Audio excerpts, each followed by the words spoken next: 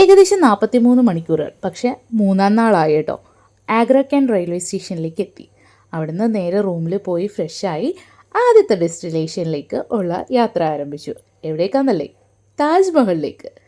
അങ്ങനെ ഒരു ഓട്ടോയിൽ കാഴ്ചകളൊക്കെ കണ്ട് പുറത്ത് ഫോട്ടോസും ഒക്കെ കുറച്ചൊക്കെ എടുത്ത് വീഡിയോസൊക്കെ എടുത്ത് കുറേ ദൂരം ഓട്ടോയിൽ പോയതിന് ശേഷം പിന്നെ നമ്മൾ നടന്നാണ് പോയത് ടിക്കറ്റ് കൗണ്ടറിലേക്ക്.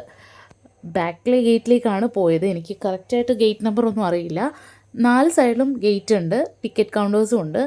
അവിടുന്ന് നമുക്ക് ടിക്കറ്റ് എടുക്കണം. അതായത് താജ്മഹലിൻ്റെ കോമ്പൗണ്ടിൻ്റെ ഉള്ളിലേക്ക് പോകുന്നതിന് 50 രൂപ ടിക്കറ്റും താജ്മഹലിൻ്റെ അകം വിസിറ്റ് ചെയ്യണം എന്നുണ്ടെങ്കിൽ മൊത്തത്തിൽ 250 രൂപയുടെ ടിക്കറ്റുമാണ്. ഞാൻ പിന്നെ റിസ്ക് ഒന്നും എടുത്തില്ല. ഞാൻ 250 രൂപയുടെ ടിക്കറ്റാണ് എടുത്തത്. എൻ്റെ ബാഗിൽ ഒരു കത്തി ഉണ്ടായിരുന്നതുകൊണ്ട് എനിക്ക് ക്ലോക്ക് റൂമിൽ ബാഗ് വെക്കേണ്ടി വന്നു. അപ്പോൾ അതൊക്കെ ശ്രദ്ധിച്ച് ബാഗിൽ വേണ്ടാത്ത സാധനങ്ങളൊന്നും കൊണ്ടുപോകരുത്. അധികം ഹെവി ആയിട്ടൊന്നും അകത്തേക്ക് കയറ്റി വിടില്ല. ചെറിയ ബാഗുകളൊക്കെ അവർ കയറ്റി വിടുന്നുണ്ട്. അങ്ങനെ ഞാൻ ഒട്ടും പ്രതീക്ഷിക്കാത്ത കാഴ്ചകളൊക്കെ കണ്ട് നല്ല എക്സൈറ്റ്മെൻ്റ് ആയിട്ട് ഇങ്ങനെ നടക്കുകയാണ്.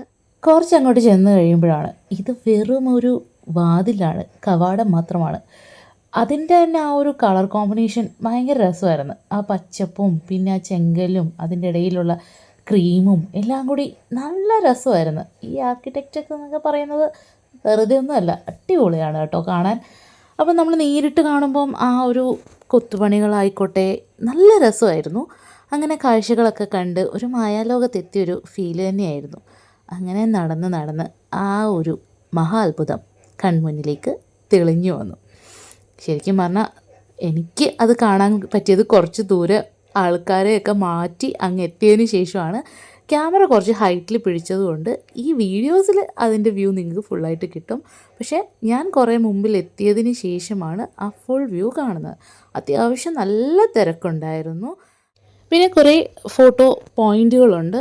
താജ്മഹലിൻ്റെ ഫ്രണ്ട് വ്യൂ കിട്ടുന്ന രീതിയിൽ അവിടെ നല്ല തിരക്കുണ്ടാവും. നമ്മൾ അഡ്ജസ്റ്റ് ചെയ്തൊക്കെ നിന്ന് ഫോട്ടോസ് എടുക്കണം. പിന്നെ ഫോട്ടോഗ്രാഫേഴ്സ് ആയിട്ട് ഒരുപാട് പേര് നമുക്ക് ചുറ്റുണ്ടാവും.